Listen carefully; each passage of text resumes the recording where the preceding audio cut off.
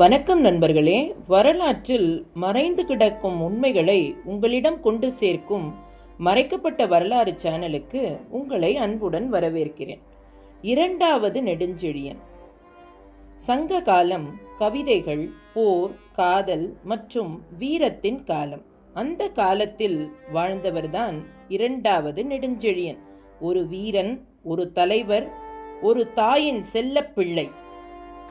இரண்டாவது நெடுஞ்செழியன் பண்டைய சோழ வம்சத்தின் பெருமை. சங்க இலக்கியம் புகழ்ந்த வீரர், தமிழக வரலாற்றின் நாயகன். சிறு வயதிலிருந்தே அவர் சிறந்த அறிவும் வீர திறனும் கொண்டவர். தன் குடும்பத்தின் மரபையும் நாட்டின் கண்ணியத்தையும் காப்பாற்ற விரும்பினார்.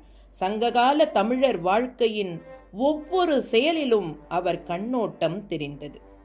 சங்க காலத்தில் சோழர்களின் சக்தி பெருகியது. அவர்களில் புகழின் உச்சியில் இருந்தவர்தான் இந்த இரண்டாவது நெடுஞ்செழியன். உருமும் பாயும் சிங்கம் போல போரில் அவர் கர்ஜித்தார். பேரியாற்று போரில் எதிரிகளை தோற்கடித்தவர் என்று இவரை பற்றி சங்க பாடல்கள் புகழ்கின்றன. வீரத்தின் பக்கம் மட்டுமல்ல, அறிவும் இவரின் சக்தி. நெடுஞ்செழியன் வில்லை மட்டுமல்ல, அன்பும் கருணையும் கொண்ட அரசன். அவரது ஆட்சியில் மக்கள் வளம் பெருகினர். அரசுக்கு அன்பு ஏற்பட்டது. கவிஞர்களை காப்பாற்றியவர். தமிழரின் கலை கலாச்சாரத்தை சீர்குலையாமல் காத்தவர். மொத்த போரின் மையமாக பேரியாற்றின் போரில் நெடுஞ்செழியன் திகழ்ந்தார். தன் வீரத்தால் சண்டையை வென்றார், தாயகத்தை பாதுகாத்தார் மற்றும் மக்கள் மனங்களில் அங்கீகாரம் பெற்றார். சங்க கவிதைகளில் அவரது பெருமை இன்னும் பாடப்படுகிறது. தொழில், வர்த்தகம், கடற்படை இவை அனைத்திலும் அவர் செழித்து உயர்ந்தார். பொன்னியின் புலி என்று மக்கள் பெருமையோடு அழைத்தனர். சோழ சாம்ராஜ்யத்தின் வலிமை அக்காலத்தில் வானளாவு சென்றது.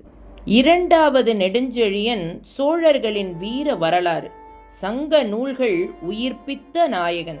இன்று நம் தமிழர் பெருமையின் ஓர் அழியாத சின்னம் சங்ககால வீரன் இரண்டாவது நெடுஞ்செழியன் ஒருவரே. இன்று இரண்டாவது நெடுஞ்செழியன் என்ற பெயர் வீரமும் அறிவும் ஒன்றிய மாமன்னன் என்ற அடையாளமாகவே உள்ளது. அவர் சொன்ன அறிவும் காட்டிய வீரமும் சங்ககால தமிழ் வாழ்வின் பெருமை.